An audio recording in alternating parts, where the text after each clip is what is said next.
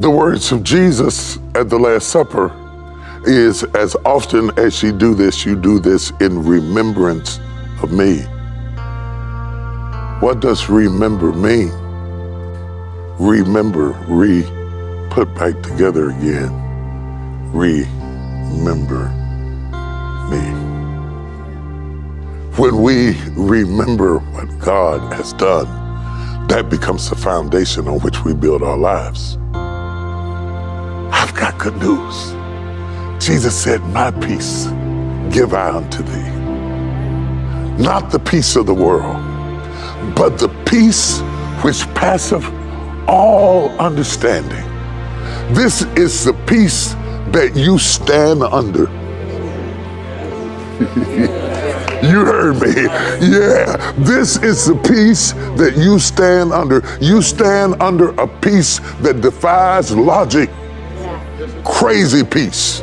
Ridiculous peace. The kind of peace that other people will call you a fool for. But you just got a peace in your spirit and in your heart that he that has begun a good work in you shall perform it unto the day of Jesus Christ.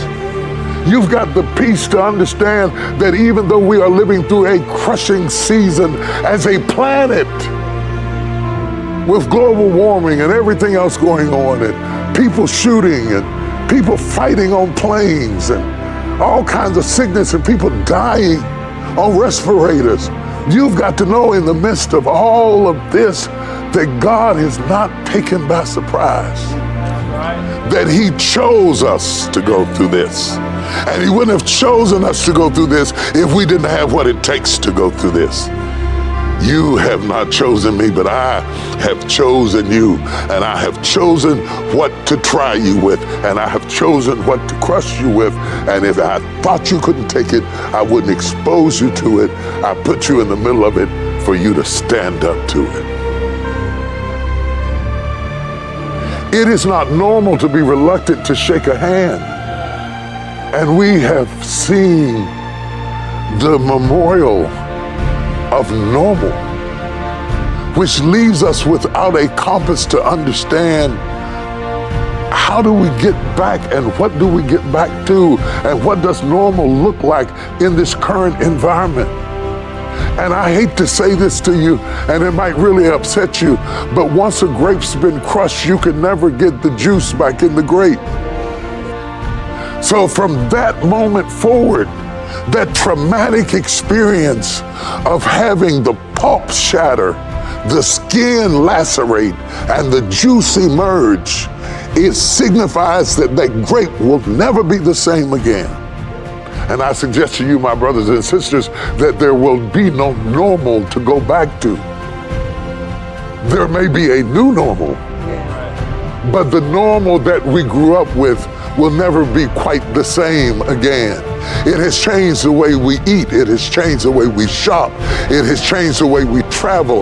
It has changed how we receive packages. It has changed the way we do business. It has changed every aspect of our life. It has changed the way we educate our children. It has changed the way we go to the mall or don't go. It has changed the way we get Christmas gifts or don't get them. It has changed everything. And that's what happens when you're making wine. It changes everything. All hopes of being a grape is gone if you're going to be wine. If you're going to be wine, you got to be willing to give up being a grape. And the challenge for a lot of it is we have a difficult time accepting change because we are so in love with what was that we're not willing to explore what is.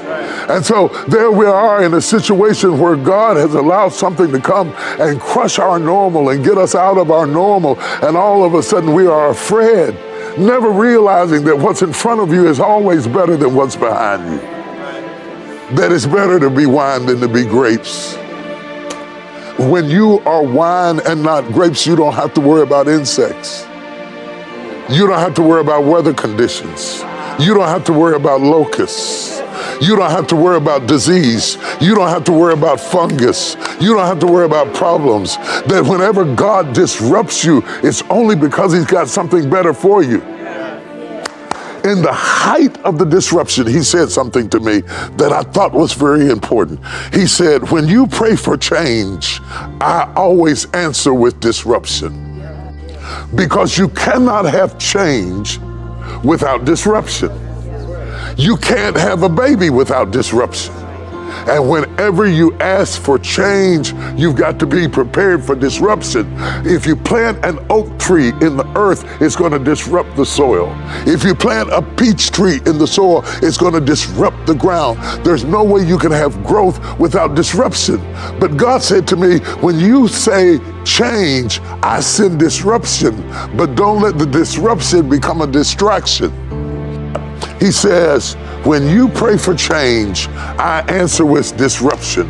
The challenge of your faith is not to allow the disruption to become a distraction, because in every disruption, there will always be an opportunity.